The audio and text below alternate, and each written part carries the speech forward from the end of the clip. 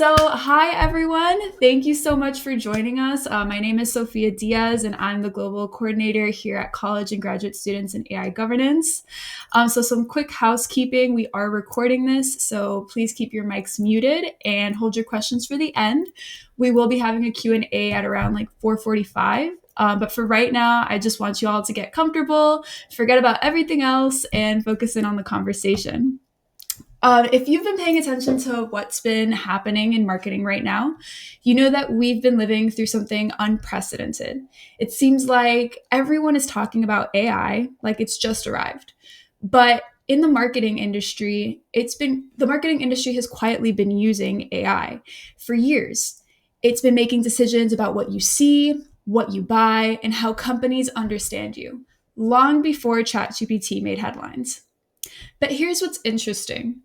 While most people are trying to figure out how to use AI to grow faster, there's someone who's been asking, how do we use AI to grow responsibly?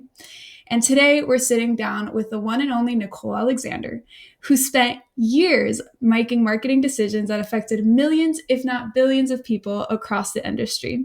She's been teaching at NYU since 2013 and is now teaching at Columbia University. And she just wrote what might be the most important book in marketing right now, Ethical AI in Marketing. Nicole, welcome to the conversation. Thank you so much for having me, Sophia. By the way, you are the ultimate hype woman. I'd love to just put you in my pocket and take you everywhere with me. That was Thank a you. wonderful introduction. I appreciate Thank you. it. I met every word. It's so great to have you. So I want to start off with somewhere where maybe. Oh, actually, sorry. Let me actually take this welcome screen off. Oh, sure. Stop. There you go. There we go. There we go. So we can see you. So I want to start somewhere where maybe most people won't typically start off. I remember I was reading your dedication, and your dedication to your mom really resonated with me. You said that you think that she wishes that you had taken a more direct route. I understand that you've been living in sort of this dual space. You've been working in the tech field and in the tech industry while also being in the academic space. So I'm curious as to why you chose to stay in this duality.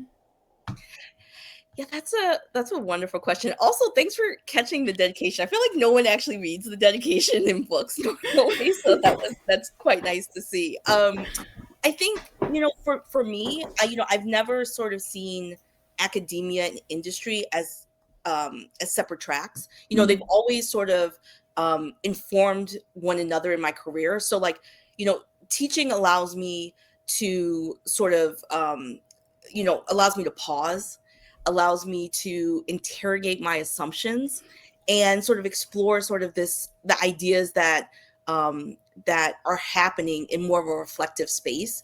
I think on the industry side, and again, this is just for me, other folks may have different perspectives, but I think on industry, on the other hand, it moves at like this relentless pace. Mhm. So it's demanding sort of quick decisions. It's demanding you to consistently innovate, and balancing both has kept sort of my perspective sharp. I think, Mhm. students often ask me, questions that I wouldn't have considered, for instance. Particularly because I have such a global array of students, and I've sort of carried those insights back into my work.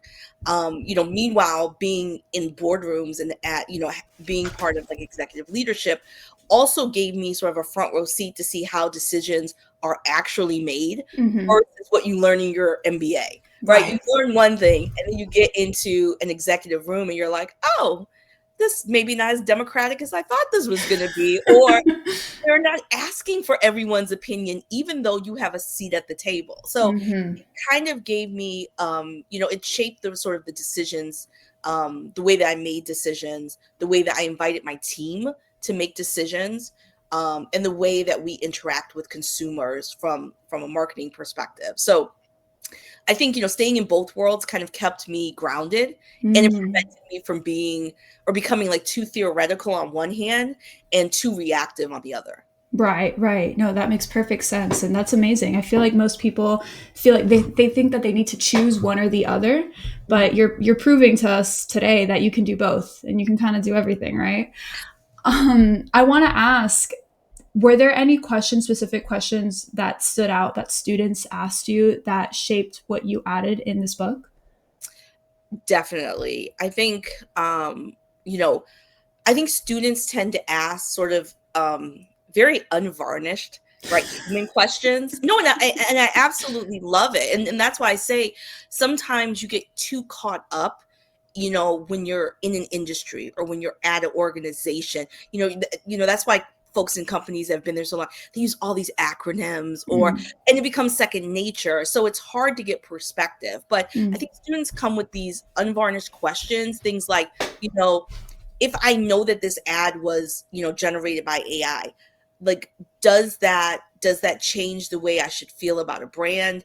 Do you think the brand should be telling us that the ad was AI generated? Like, how do you, and really interesting questions, especially around like emotional AI, or thinking about, is it always profit, right? Like, because they're like, when I work at an organization, they're like, you know, it's that push and pull. They're like, I'm graduating, I have debt, right? Like, mhm, I want to pay that debt off in like a mhm, realistic time before I retire. mhm, And they're like, so I want a job that pays well, but at the same time, they have questions around responsibility, around sustainability, all of these nuances that that's like, how do you blend the things that you care about, like authentically, care about and are worried about, with, again, working right in a capitalist society. So right. I think they've asked so many questions, and one of the things I've tried to do is to surface that within the book, right? Those questions kind of stuck with me, and they helped to shape where the book went. I think they reminded me that this couldn't just be sort of a set of abstract principles. It needed to connect to like lived experiences. And that's why Mhm, I think one of the things you'll see in the book is I wove in stories from my industry career, but also from academia, to illustrate what happens when theory actually comes, into play with practice. And sometimes in ways that are messy, mhm. extremely uncomfortable. So the frameworks, in turn, are designed to practically answer the questions that my students have and that practitioners have. And particularly, I think, for the next generation of marketers that they're going to be grappling with. So, to summarize, are you saying that this book is giving students and readers the ability to incorporate ethical AI practices in companies that might not be prioritizing responsibility in the same way that we would want to be prioritizing responsibility? Absolutely. I think and the goal is to widen perspectives. And because, there are known unknowns, and then there are unknown unknowns. And many times when organizations fumble, right, Mm-hmm. it's not always because they're trying to be maleficent, right? They're not trying to be, you know, bad players in the marketplace per se.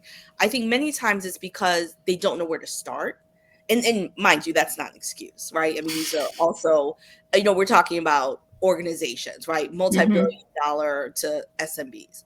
So I think many times they're not sure where to start, and they're not sure how to embed it, because usually, you do the same thing year over year in most companies, right? Mm-hmm. You go into planning, you go into the same planning that you have in years past, right? You always go into planning in January. Usually senior leadership goes away on some retreat or some conference, and they all get together and they talk about strategy, and they talk Mm-hmm. about what are the goals. And those goals are usually equated to, we want to increase revenue, we want to lower costs, and we want to ideally improve customer satisfaction, right? Just as three pillars. And they talk about, okay, now what are we going to do strategically to do that? And I think as part of those strategic conversations, ethics should be embedded. And mind you, I talk in the book about ethical AI. I also think it's important to understand the nuance and the differences, right? Ethical AI is sort of an umbrella term, right? It's seeped in philosophy, it's seeped in sort of, theories around deontology, Kant, the sort of the historical figures that you've probably learned about in, like, I don't know, philosophy 101, for instance. But then it's, okay, so what now what, right? And so what now what within an organization, which I get to in the book as well, is then they talk about, well, we don't, as an organization, we don't want to talk about ethics. ethics gets murky. We don't like the term ethics. It makes shareholders uncomfortable. It makes the street uncomfortable. Like, we want to talk more about terms that you usually hear: responsible AI, trust and safety, governance, things of that nature. And it's fine to talk about that in an organization, but in order to do that, I do believe you have to take a step back and understand what your ethical baseline is, because there are many different forms of ethics, and we've heard some of them sort of growing up, right? The end justifies the means. Mm-hmm. Or it's not about the output, it's about what you put in order to get there, right? These are Mm-hmm. all sort of just light takes on what ethical foundations are. So in order to get to responsible AI and trust and safety, an organization has to understand where their moral compass and their ethical baseline is, right? Or do they have more of a Western ethical philosophy, or do they have more of an ethical philosophy around, it's about the impact on society versus the individual? And these are the questions that should be shaped in those strategic discussions that happen amongst sort of C-suite staff, in order to cement what you're going to do throughout the year, and that you have a clear sort of go-to-market and governance strategy. Absolutely. I want to ask you about your personal evolution, your philosophical evolution. So, how did you get started merging marketing concepts with ethics? What was that like? So part of it was, really understanding. A lot of my research early on was about understanding, just again, not necessarily AI, but understanding technology and understanding technology's effects on individuals, on organizations, and on society. And that got me to, look in and to read and research about human-centered AI, for instance, Mm-hmm. right? So when you think about it, we have so much pressure to move fast, but Mm-hmm. really it's about understanding sort of a very real element of not just your shareholders, your quarterly earnings, your competitive launches, but how does that actually translate to people, processes, and the way that you come across to society as a whole. So I wanted to understand, design principles, particularly as I was designing products for massive consumers, um, and understanding sort of what are some of the philosophies that we don't necessarily think of as philosophies, but some of the baseline elements that go into our strategic thinking at an organization. So I recently went back and decided to do a degree at Cambridge around AI ethics and society, which allowed me kind of like to dig in and to really think more substantively about Mm-hmm. cause and effect and theory and implementation. So it really gave me a chance, I think, to refine a lot of the work that I was already doing, but to put specific words against those ideas in order to convey it to other individuals. Right. Right. So when we go to your argument that human centered AI isn't an option, it's not just nice to have. You say that it's essential, right? So what do you do when you're in boardrooms, like you said, and they're saying that we need to hit our Q4 numbers? Mhm. How do you make the case for ethics to slow down for ethics? Mhm. Well, I think when you're in Q4 and someone's telling you we have to hit our numbers at any cost, I think at that point, like, the train's left the station, right? Because Right, right. that's like an after fact. I mean, mind you, you can always backward propagate, like, in order to implement it within like the culture, but it's more of it's a long game.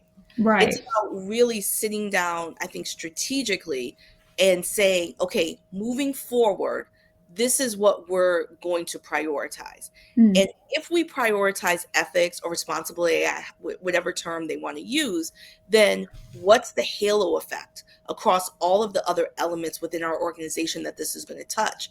It's going to touch leadership and how you develop your culture within your organization.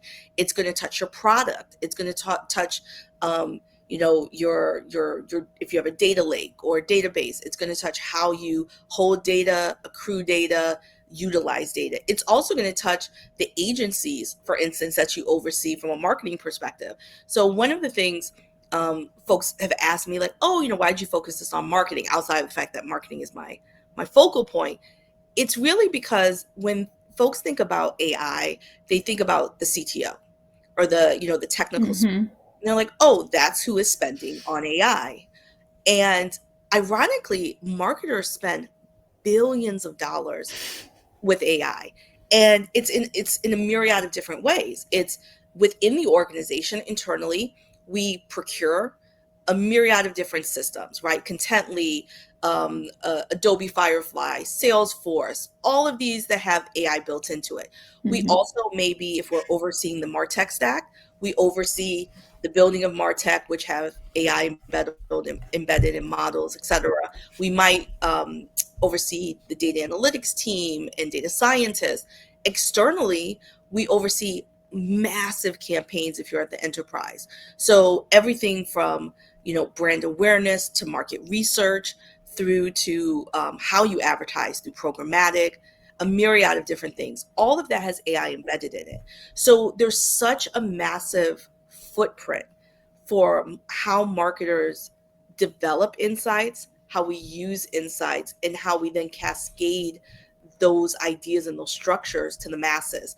And if we're not doing it through a human centered lens, then I think that's a problem because we're not prioritizing the end customer, right? We're not prioritizing. Marketing is literally there to add service and to add value at the end of the day. So if we're not adding value by understanding the customer and presenting to them what they feel is valuable based on our portfolio and optimal communications, then we're falling short on what our fundamental job is. Wow. That's wow. No, and I mean, right now we're in this pivotal moment, and I want to ask you, are you seeing that companies are taking this seriously, or do you see that you're still having to advocate for that? um it's a spectrum. um you know, I think where I've seen it catch on most is highly regulated industries like Mm. finance, healthcare.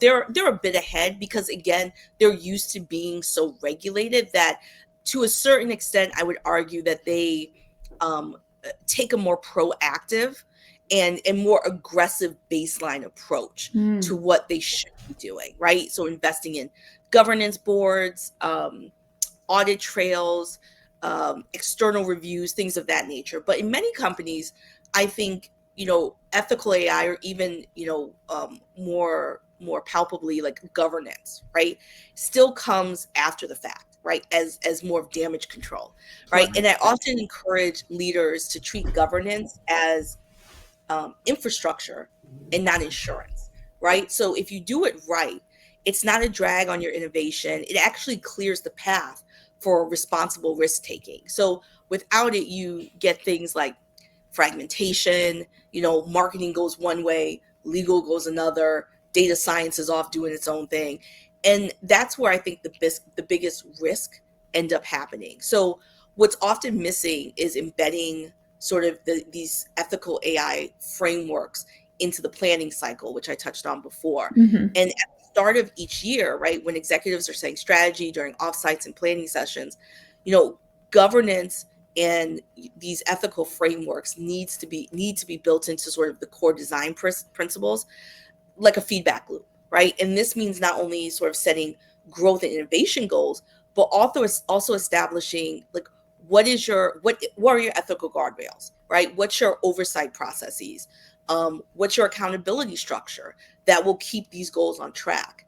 And I think when governance is included in all of these sort of annual and quarterly uh, planning sessions, right, it cascades down through global matrixed organizations, shaping how teams prioritize, how they experiment, and ultimately how they measure what success is for them. Mm. And so you said that it's a spectrum. And in the more regulated fields, we're seeing more responsible AI guidelines, governance structures. right now, with our crowd mostly being students, I'm curious what your advice is to them going into these new jobs when they graduate and they Mm, encounter higher ups and C suites that don't see it as a priority. What do you recommend mm. to students today? So, so there's different phases, right?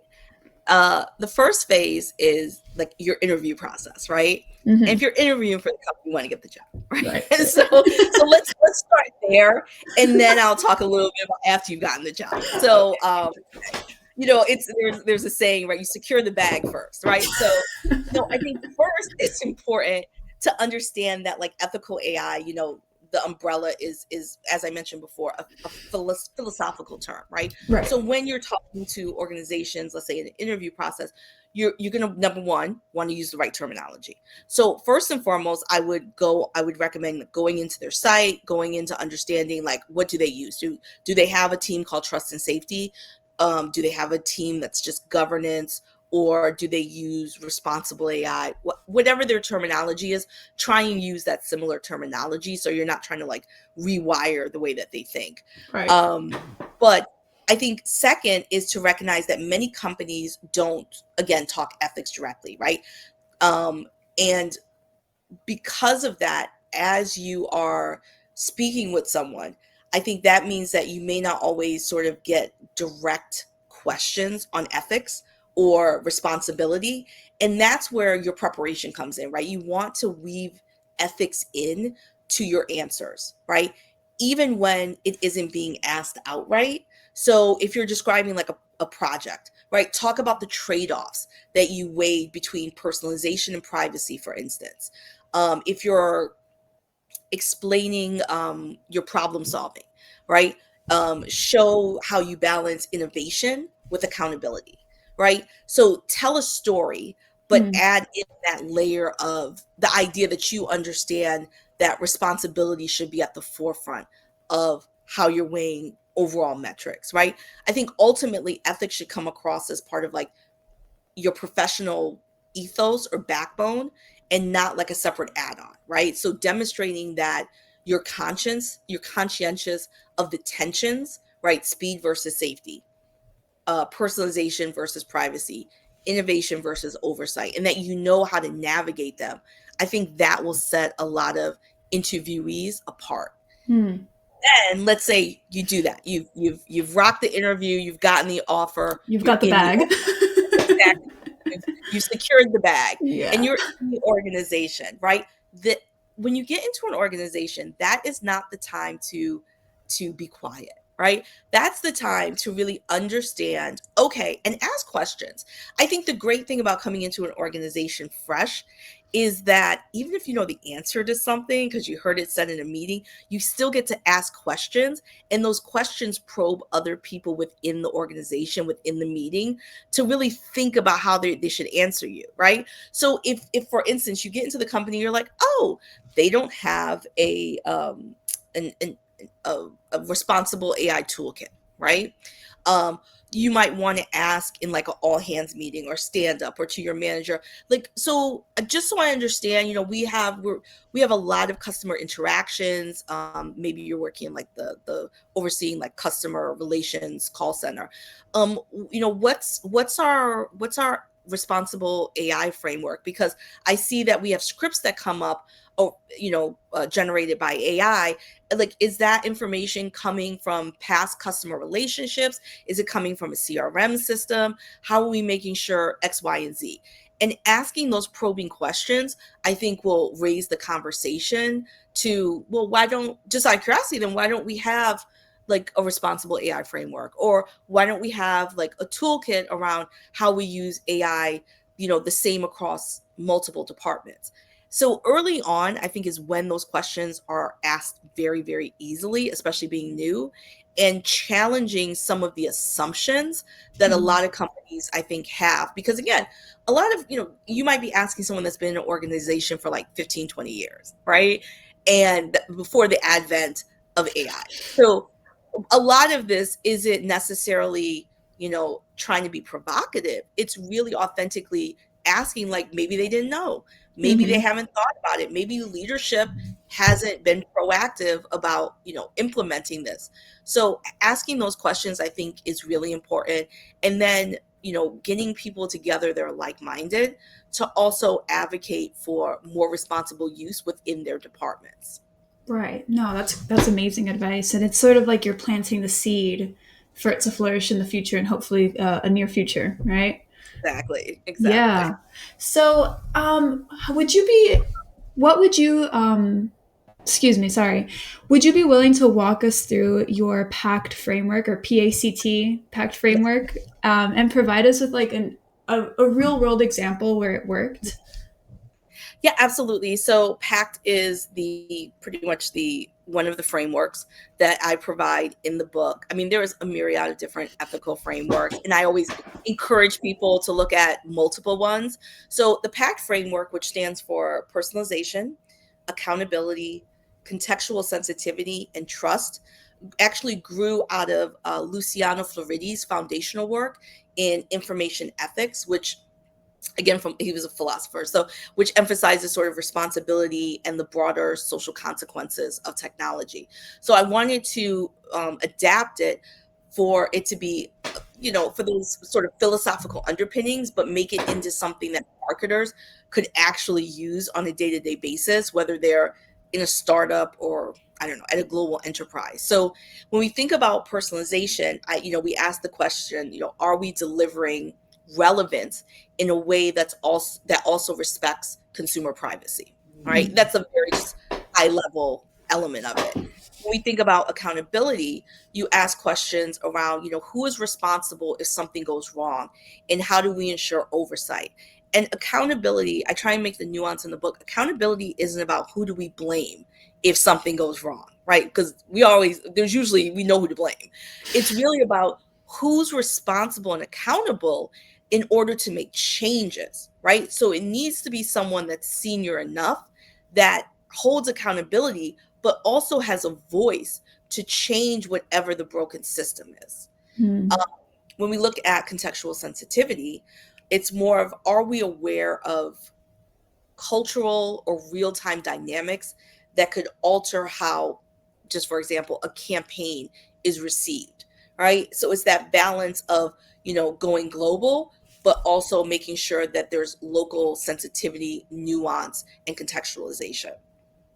And then finally, trust. So trust is both an output of getting the first three right, but it's also a standalone. So it's asking, are we reinforcing confidence through things like transparency, or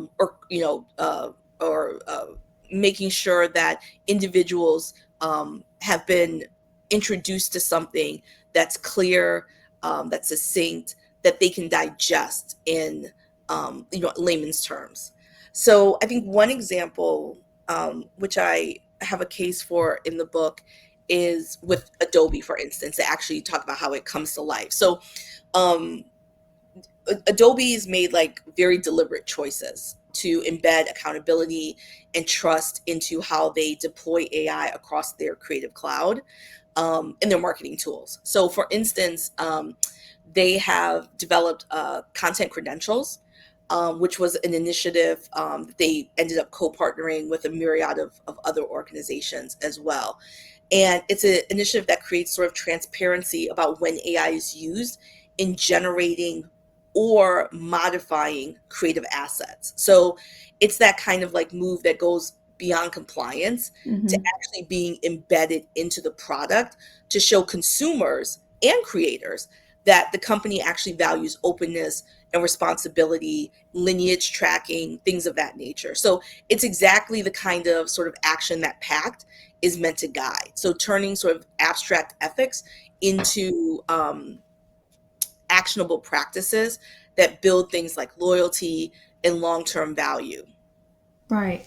And I mean that's kind of like what the end goal is for any company, and when we implement ethics, even if it is a vague philosophical term, but when we implement those ethical frameworks, we end up building more customer trust, right? Right. Exactly. We've seen research that actually backs this up. You may be seeing a lot of conversations now about trust and how does trust and AI intersect? What are the tensions? And we've seen that the more that you have these certain elements, things like transparency, things like, communication, and like it's the idea of like a bell curve, right? How much transparency is optimal based on your category, your domain, right? The complexity of your product versus giving too much transparency that overcomplicates it in the end user's mind. So it again is very situational as well. So Mm. that's why there has to be that contextual awareness.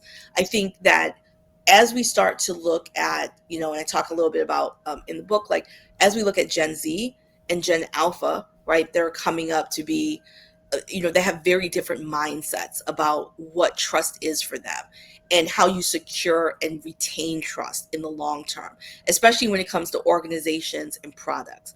So it's like if you say something, then the thing is data and information is at the tips of your fingers nowadays.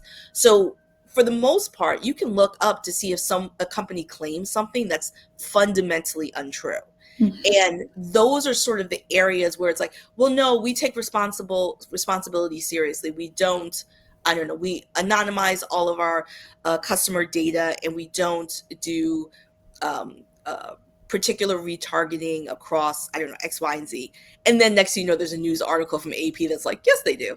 So it's having a consistency, not just in what you say you do, but what you actually do behind the scenes, and making sure that, again, you start early enough to start embedding the idea of ethics and responsibility into your organizational infrastructure. Everything from how people lead, what the culture is, to the nuance of, data holding, data leveraging, procurement of software, because, a lot of times, issues are built into the model, and most companies aren't spending millions or upwards of billions of dollars to develop their own foundational model. They're procuring one of like the big four foundational models and then making adaptations. So the question is, if you're going to use a secondary foundational model, what are the pros and cons? Are you going to build your own, maybe SLM, small language model? What are the pros and cons? And putting an ethical lens on that. Mm. Fascinating. So, you've had quite a journey. You've worked across the entire ecosystem, it seems like. You were working at Nielsen and you were measuring audiences, to Ipsos, where you were researching audiences, and then at Meta, when you were targeting audiences. How was watching the evolution on consumer privacy changed your point of view? Oh, that's such a good question. I think so. You mentioned Nielsen, Ipsos, and Meta. So that was towards the end of my career. I'm gonna take it back a ways. Please. Um, so I think if I, when I started, right, at nytimes.com Hmm. in the early 2000s, God, just aged myself.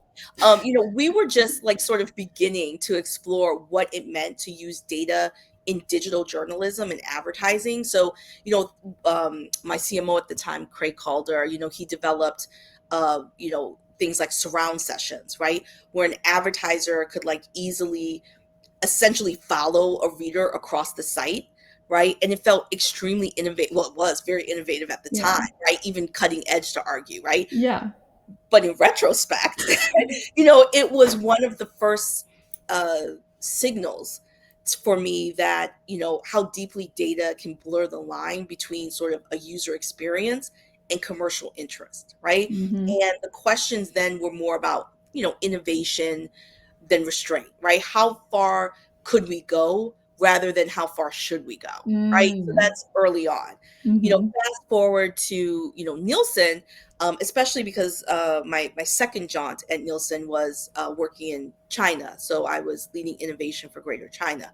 And that was an eye-opening experience. It was amazing. It was, I saw how standards around privacy and access varied dramatically by market, right? Um, Right.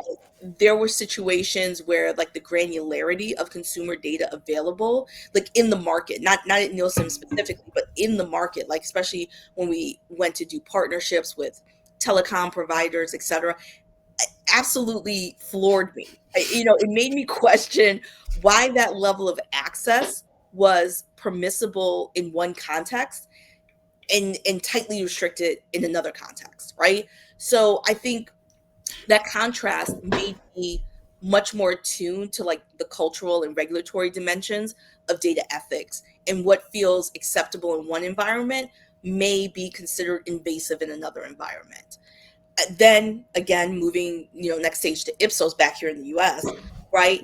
Ipsos is, with its sort of grounding in like traditional market research, right? That brought me back to sort of the rigor, I would argue the restraint, right? There's the emphasis was on structure, so anonymization, informed consent, um, Mm. building trust with participants, because qualitative and quantitative data sort of as a prerequisite for gathering insights. And it was, is methodical, and boundaries were very, very clear. I think then I transitioned into the tech world, and Meta was another pivot. Suddenly, the scale of consumer data is staggering, right? Billions of people, billions of interactions, but the consequences of how data was used weren't confined to a survey or like a simple market. They played out across societies like in real time, which is still just, I'm in awe of it, right? That experience, I think, forced me to think of data ethics less as compliance and more around the impact, right? So questions like, what happens if people lose confidence in how their information is handled? What does, what how do we erode trust based on consumers feeling unseen or too seen, right? And exploited by being too seen, right? And that became sort of the central approach in a lot of my work, um, in how I approach the book and how I think about, especially as we have more companies becoming quote unquote, tech companies, and leveraging AI. So across these roles, I think my perspective shifted from, early on data as innovation at the time Mhm. to like data as, contextually variable at Nielsen in China, to data as like rigor and trust at Ipsos, to finally data as sort of responsibility, right?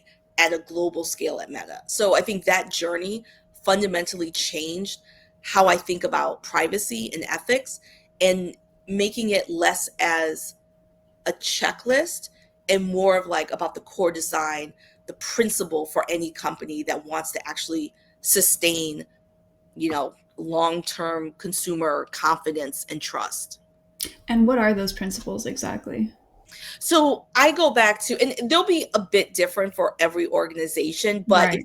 if you look at them in areas of like fairness, accountability, making sure that you have explicit consent, things of that nature. So it's a lot of things that we hear ongoing that I've tried to roll up into the PACT framework, Mhm. to just because a good acronym is always nice for a marketer. Um, Absolutely.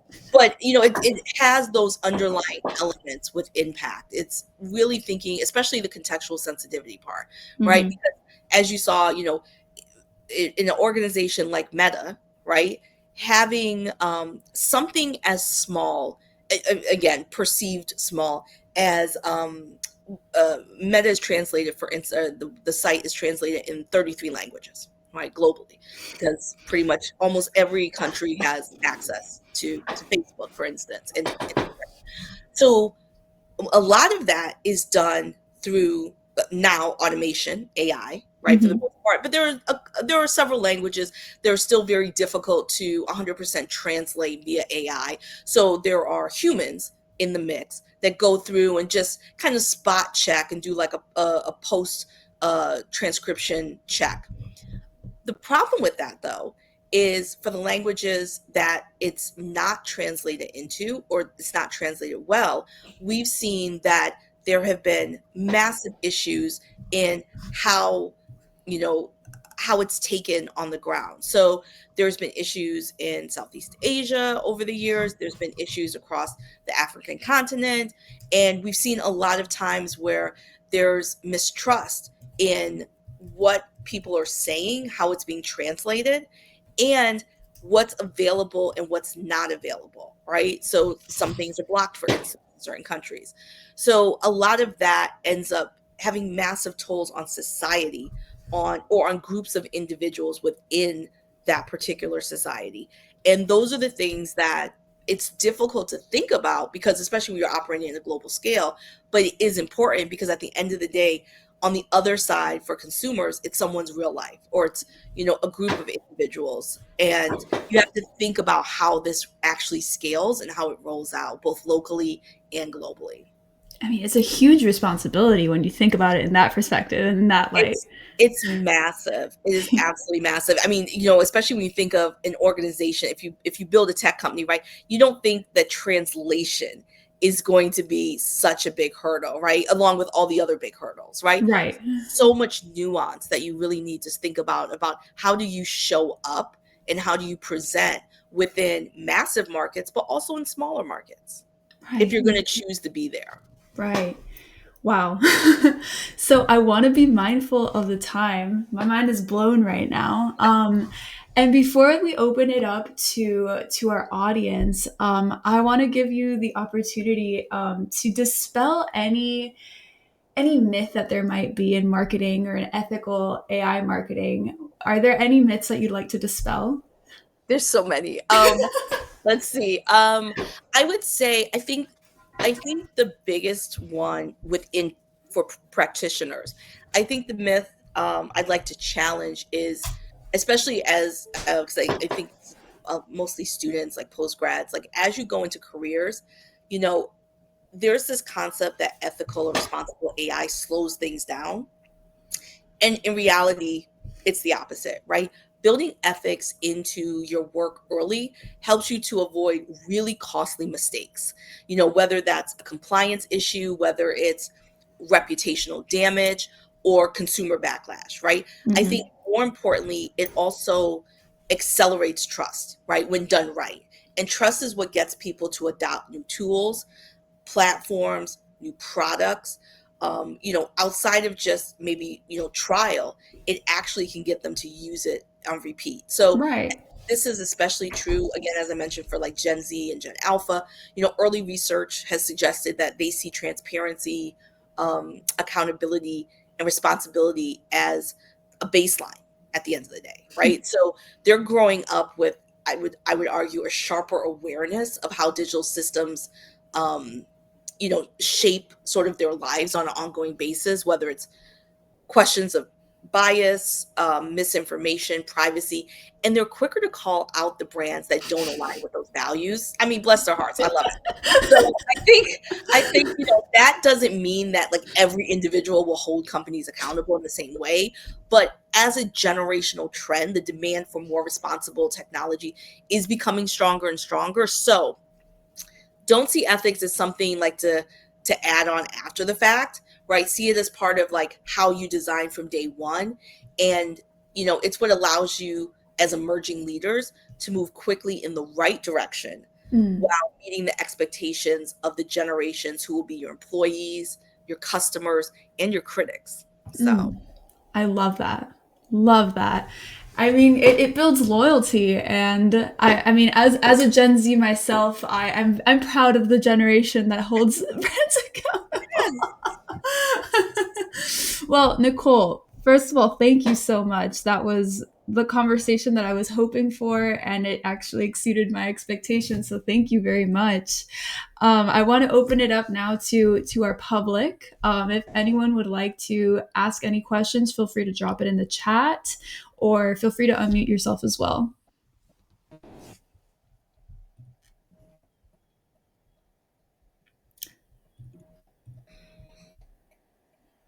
there's also that moment where folks are trying to figure out how to unmute Right, right. stuff. I've got a million more questions though. I can I keep was gonna say, hopefully I've covered things so thoroughly. I preempted some questions. I So think so. I think so. I mean, I'll. Oh, there we go. If you could give companies just one piece of advice to ethically prepare for the future of AI in marketing, what would it be? It's a good one. um I'm sorry. I oh, where is it? Is it in the chat? Let me just read that Yes. one. Okay. If you could give companies just one piece of advice, ethically prepare for the future of it. Oh, what would it be? I would say the same way that you have, you know, a written ethos, right? So most companies will say, well, this is our mission statement, and these are our pillars about what we feel are important. And maybe like these are the 7 laws of how we operate, right? All companies have something like that, right? And usually they take that from being customer facing to actually being implemented into their strategy and cascading through their organization. I would say the first thing you do is you sit down and actually develop a plan, right? Because I know I talk about it from a marketing perspective, but the reality is ethical and responsible AI should be an organizational conversation.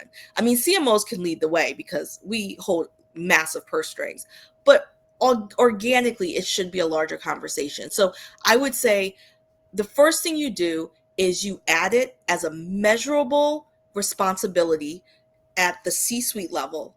And then you also cascade it down to a measurable KPI for each of your key teams. So, technology, marketing, product, finance, etc., legal, and that cascades down to the larger organization, and you develop what the strategy is going to be. You talk about how it's going to attach to your leadership team, how it's going to attach to your culture, how it's going to attach to your operations, which are your sub teams, marketing, and so on and so forth.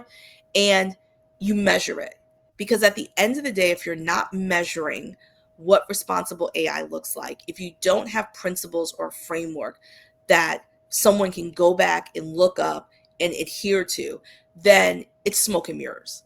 So I think getting it as part of the strategy, getting it written into, the execution plan is the first step in actually making it a reality, and to make it consistent, right? Because we don't want one-offs. Like, it's great if like a CMO implements it and like that is their ethos in their team, but it's even more important if the CEO champions it and it's consistent across all of the different uh the product Departments. portfolio in their organization.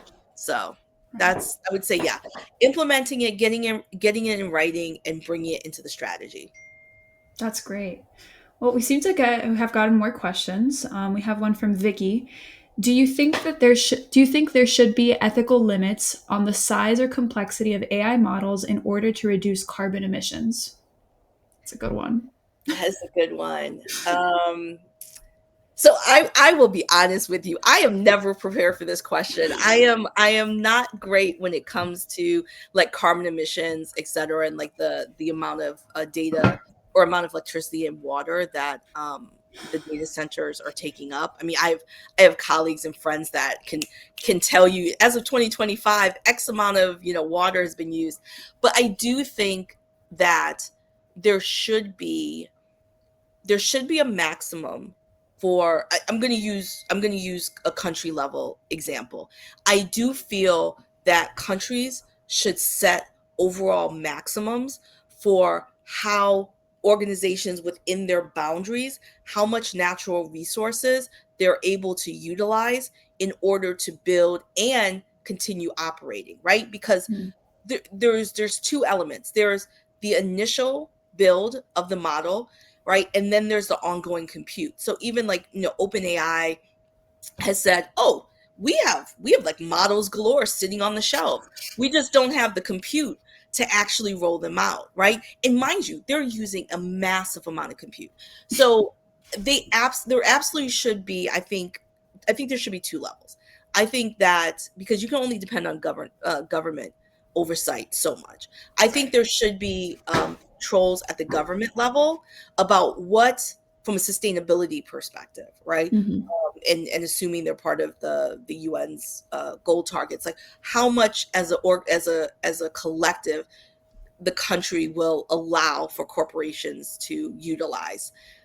After that, I think there should be an overall mandate internally for organizations. Obviously, that's below that government maximum for what they've allocated for different companies, on what the maximum is that they will use. Because most companies don't even have a maximum. Most companies are like, we will use as much compute as we're able to surface and to get our hands on, right? Right. Because at the end of the day, it's the money that stops them from more compute. It's not Hmm. a sustainability, Valley or angelic, something like that. exactly. Yeah.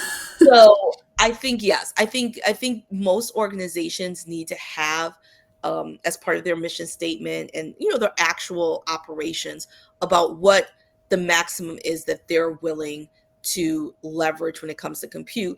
But there should be overall government oversight. And I don't even. It's interesting because I know, and again, there's also the idea versus the reality of how difficult this is to implement. For instance, correct me if I'm wrong, but I don't even believe the EU AI Act has a capacity maximum for organizations, or for countries across the EU on this either. So Yeah. I I think know you're it's right there. yeah, I know it's difficult, but those are the conversations that we need to have more of, because at the end of the day, we talk a lot about, well, all of these, like the how it affects people, how it affects shareholders, but the reality is there's a massive sustainability issue where we're not going to be able to sustain, especially if we keep continuing to. I have a whole story about what I believe, like, the reality of being ever getting to AGI is. But if we continue to sort of move down the realm of where more and more organizations have access to more compute, more of the foundational models, and they continue to utilize them or build their own, then we're just going to see this as an exponential threat to our ecosystem. So, Absolutely. sorry, I don't know if that answered the question, but that's about as good as I can get. Yeah, I think you did. It seems like tech companies have a tendency to ask for forgiveness rather than permission, which in some cases that's great, but in environmental cases, it's not the best Not the best, not at approach. all. I mean, we've seen the harm, right, around, not just data centers, but even areas like, I can't remember where, uh, Tesla, not Tesla, sorry, X's data center is. I want to say Mississippi, but I feel like that's not correct.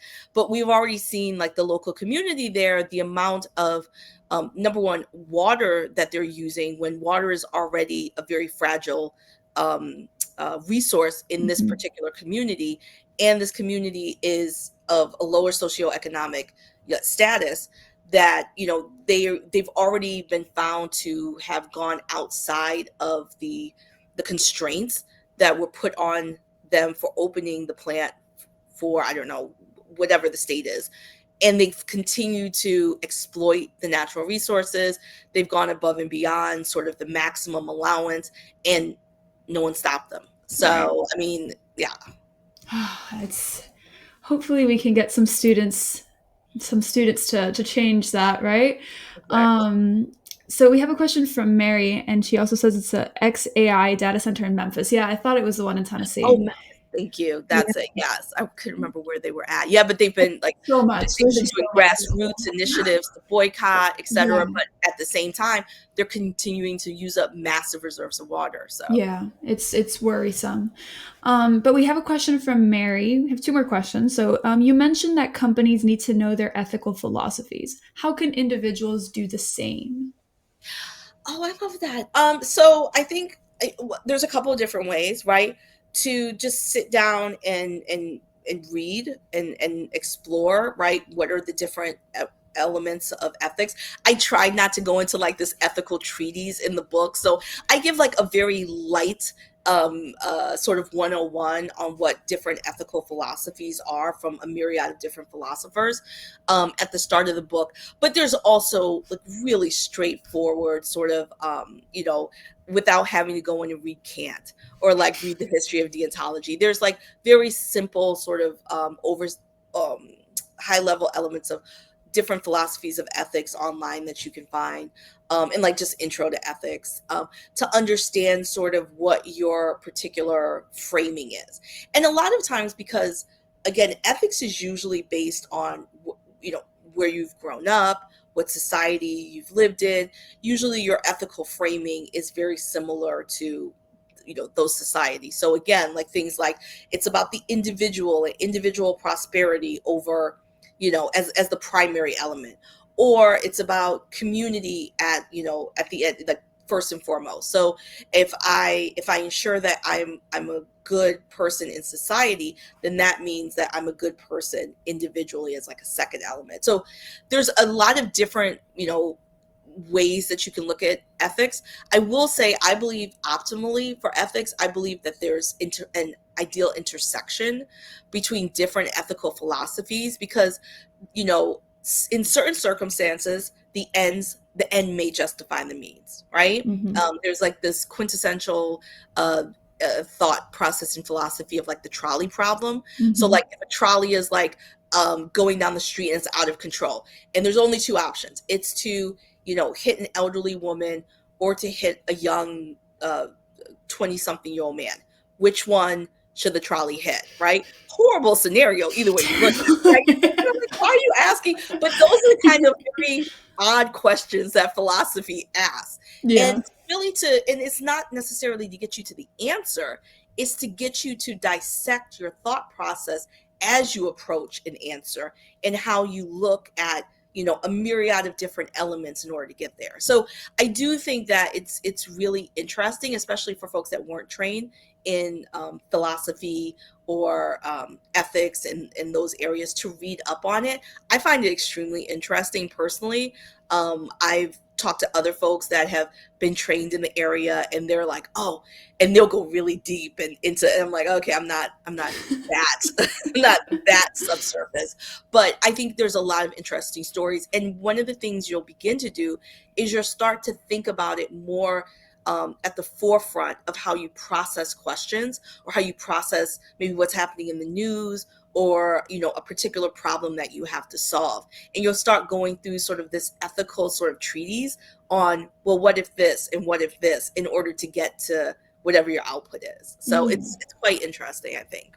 That's great. That's great. For me this semester, I'm actually taking an ethics and criminal justice class, and we were discussing some different philosophers. And I found Oh, myself watching a TV show, and I was like, "Oh, well, he has a utilitarian perspective," just like categorizing each one.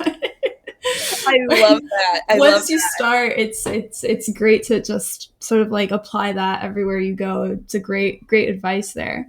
And also ethics in the criminal justice system. Whoo, that is, if you're going to apply ethics anywhere, that is a doozy, especially Oh in the my. US justice system. So yeah, Oh yeah, it's quite interesting. that, that's that's crazy. So we have one more question. Oh, thank you, Susan, so much. Thank you for attending. Thank you for coming. So we have one more question from JP. I'm building AI agents for customer support and virtual receptionist. What would you recommend I do to keep them ethical? And then he added, and good values. Oh, I love this. So I think I love the fact that he said values. So I think values is a very interesting component, because you can fine tune values into a chatbot, into an AI system. So first, what was it for again? AI for customer support. So I think there's a couple of different things. Assumingly, let's say you built the chatbot within your organization, or maybe they acquired a foundational model and you've like built like a closed loop on top of that with historical conversations from customer service, etc. I would say the first thing you need to do is ensure that you have fine-tuned the model enough to actually embed sensitivity levels. So making sure that it's answering, but not answering based on emotional cues, answering based on very factual elements. So one example, for instance, for a major bank, they originally had like a chatbot, and it was like, oh, I feel that you are, and one of the things you want to do is not anthropomorphize like chatbots, especially for customers. So they wanted to fine tune the elements of like humanizing with customers. So you want to be empathetic, you want to feel empathetic, but you don't want to humanize the chatbot with that kind of speech. I would say that's first and foremost. Secondly, you want to make sure that they have substantive domain within sort of the history of everything that you've worked on historically, if it's in finance, if it's in banking, whatever the case may be. To allow for the use cases to actually make sense, because then you can cascade it a bit more outside of just whatever the use case you're using it for now. Lastly, I would say if it's agentic, one of the interesting things is to really embed it across different areas of your organization. So into marketing, into sales, into customer complaints, but making sure that you are very, very specific about plugging in where they're not allowed to go. There's a great paper, for instance, from Anthropic that actually talks about how their AI agent went rogue, and there was an end date for the agent, and the agent was smart enough to actually go around and try and like reach out to the engineers like via email to, how do you say, to eliminate its end date.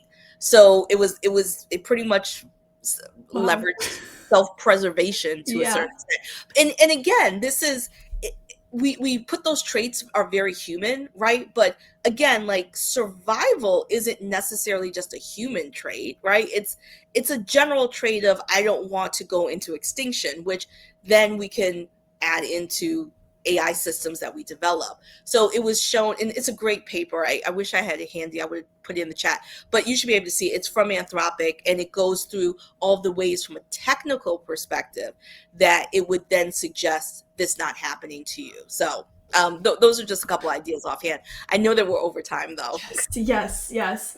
Wow, that was amazing. That was amazing, Nicole. Thank you so much. The depth of your insight and your knowledge is incredible. And thank you so so much for your time. Um, Absolutely. for everyone watching, Nicole's book, Ethical AI in Marketing, is available now. It's available on Amazon, Barnes and Nobles, all platforms, basically, right? Oh, I was going to say anywhere you buy books, but I always champion bookshop.org, support local and indie bookstores. So Yes, beautiful. Thank you so much again. And to our community, this is what we're building at Women AI Governance, real conversations with people who aren't just talking about the future, they're creating it. If you want to be a part of this, we're available and we want you here. So find us at wiaig.com. Nicole, thank you again. Thank you so much. This has been thank you, wonderful. Sophia. Thank you so much for having me. And thank you everyone for joining in. Cheers. Cheers. Bye bye.